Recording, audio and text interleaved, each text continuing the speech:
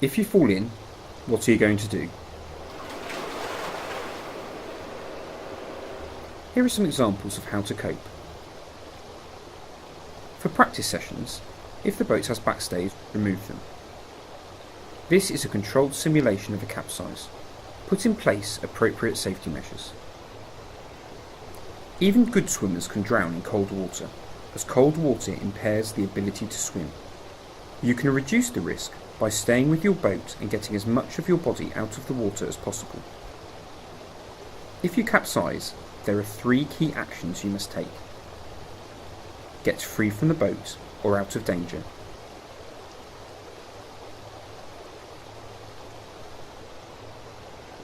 Get your body out of the water.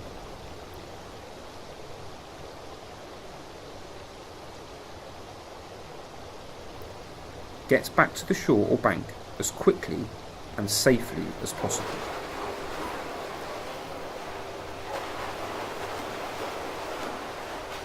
Remember, the boat is your life raft. Stay with it, unless doing so puts you in greater danger.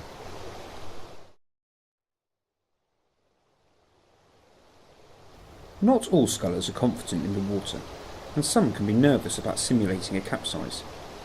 It is a good idea to start your sessions with some confidence drills, followed by a swim test. You could start by having your scullers put their face in the water, followed by sitting on the bottom of the pool,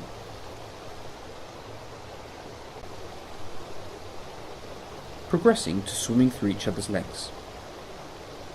Use your imagination to devise your own activities, but remember to keep them simple and progressive. The swim test is there to ensure that scullers can cope in the water. It is not an assessment of swimming ability.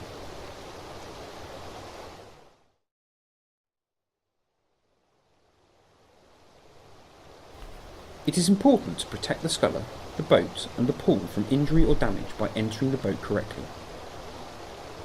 Remember,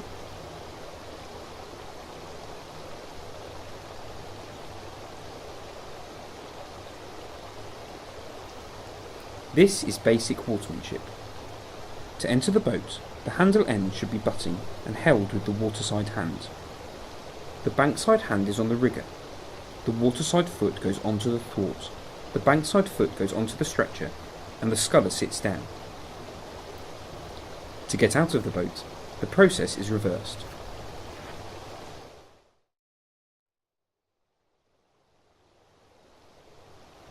In order to build confidence and competence, the capsize training is progressive and sequenced. At all stages of the training there are 2 helpers in the pool and a coach on the pool side. One helper must be in the water facing the sculler with direct eye contact and able to converse in a normal speaking voice. Helpers should be fully briefed prior to commencing the capsize training. Their role is to make the sculler feel confident and help if they get into trouble. The capsize itself should always be initiated by the sculler. Capsize takes place well clear of the pool side and in sufficient depth of water to ensure that the sculler will not hit the bottom of the pool. The capsize is always fully controlled and should take place in a pre-agreed direction. The helper, standing by the rigger, moves away from the sculling boat as the capsize is initiated to avoid being hit by either the sculls or the riggers. You may not need to include all of the early stages of the capsize training if you have participants who are very confident in the water.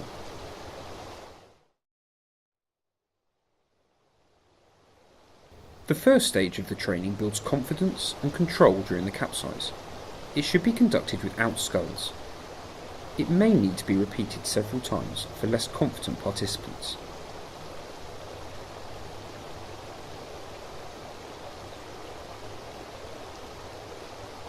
The sculler's hands should be hugging the hull, or, if they are unable to do so, they should hold the mainstay of the riggers near the hull.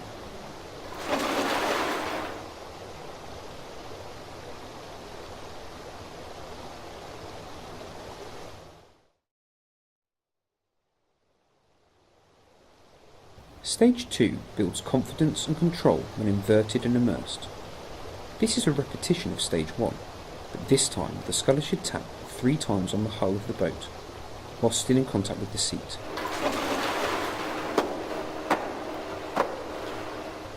This indicates that they are still calm and in control.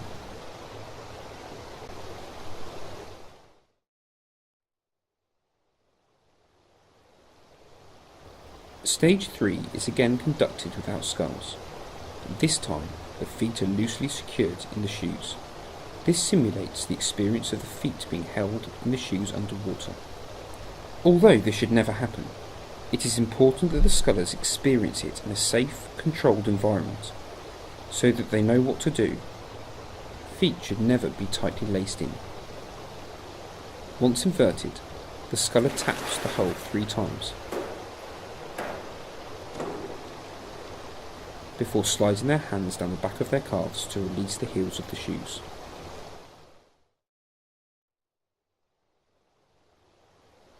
Stage 4 simulates a full capsize, with sculls and feet in. Start in the safe position. One handle is pulled past the body until the skull is parallel to the side of the boat. Balance is maintained by holding the other handle in the safe position, and with the helper assisting at the rigger if required. The sculler then capsizes the boat in the direction of the parallel skull.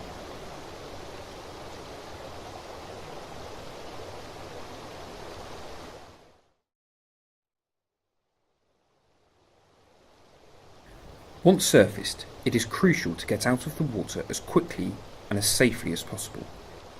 You have a number of options. Get on top of the boat. Get on top of another boat. Get into a launch or safety boat. Get back into your own boat. Remember, you must stay with the boat unless doing so puts you in greater danger. It is your life raft. Here are some examples of what you might do, and suggestions for when to consider using them. You may be able to straddle and paddle the upturned boat. This is good for short to medium distance, and gets the sculler mostly out of the water quickly. But it also requires a great deal of effort to move the boat, and it can be difficult to manoeuvre. Another option is to right the boat first, and then straddle and paddle it back to safety. It takes more effort to right the boat, and may not be appropriate in very cold water, but if righted, the boat will move much faster, require less effort, and be easier to manoeuvre than an upturned boat.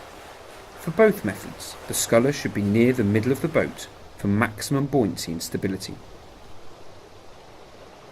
If you are very close to the bank and in easy conditions, you may be able to tow the boat while swimming. This is appropriate when you are unable to get onto the hull, and when it will be quicker to get off the water this way. The sculler hugs the boat, paddles side on, and looks where they are going. Wading with the boat is also an option, but beware of hazards on the bottom. Leaving the boat and swimming to the bank should only be done if staying with the boat puts you in greater danger. If none of these options are viable, you should sit on top of the boat or straddle it, with as much of your body out of the water as possible, and wait to be rescued. If another boat with a solid deck is nearby, the sculler can straddle that boat and be paddled back to the bank. This works well over moderate distances in good conditions where the other sculler is strong and competent. This is buddy rescue. If self-recovery or buddy rescue is not possible, a throw line may be used.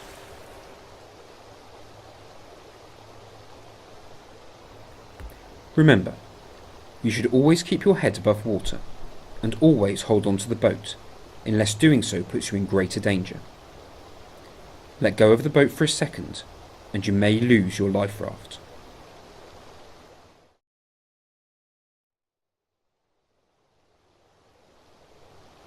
The 3 key actions for para-rowers in the event of a capsize are the same. There may be limitations on how to perform these actions depending on the level of impairment of the individual sculler. Get free from the boat or danger. Get out of the water. Get off the water. Legs, trunk and arm scullers should follow the standard protocol, although this may need to be tailored to individual needs.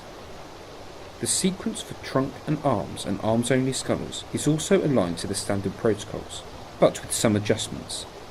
Because of limited core strength and endurance, the training consists of 2 stages.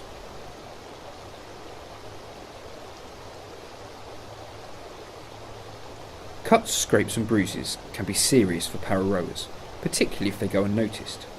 To avoid injury and to prevent further infection or harm, the following measures should be taken before the training. Riggers, swivels and sharp edges should be bubble wrapped to protect the scullers from cuts and scrapes. And if the pool side has broken tiles or sharp edges, place a protective mat on the floor. Not all wheelchair users can transfer from their chair to the floor, so you may need to ask the sculler how they'd like to do it. This could include the use of a hoist, or placing a box, step or bench next to the wheelchair so that the sculler is able to transfer from chair to step to floor. Some scullers may bring a helper to assist by lifting them. This should never be carried out by untrained volunteers. Some LTA scullers require arm or hand strapping, and some may use a prosthesis. AS and TA scullers are strapped into a fixed seat. You will need to ensure all straps are Velcro. Straps are fastened in front of the sculler. Straps are fastened in the same direction. Scullers are confident and able to unfasten their straps. Scullers with a prosthesis are able to release themselves from the boat. Agree on an emergency signal that can be made by the sculler underwater to alert the helpers that they need assistance. Helpers should wear swimming goggles so that they always have a clear view of the sculler. To begin building confidence, only a couple of straps should be used in the first stage of training. Feet should be out and sculls in.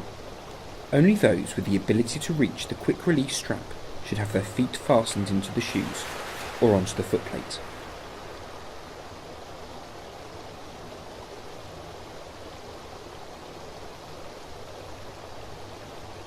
For stage 2, use a full set of straps with sculls and feet in.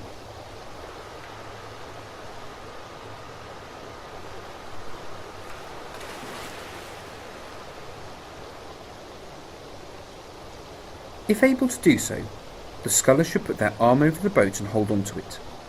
They should get as much of their body out of the water as possible and wait to be rescued by a safety boat.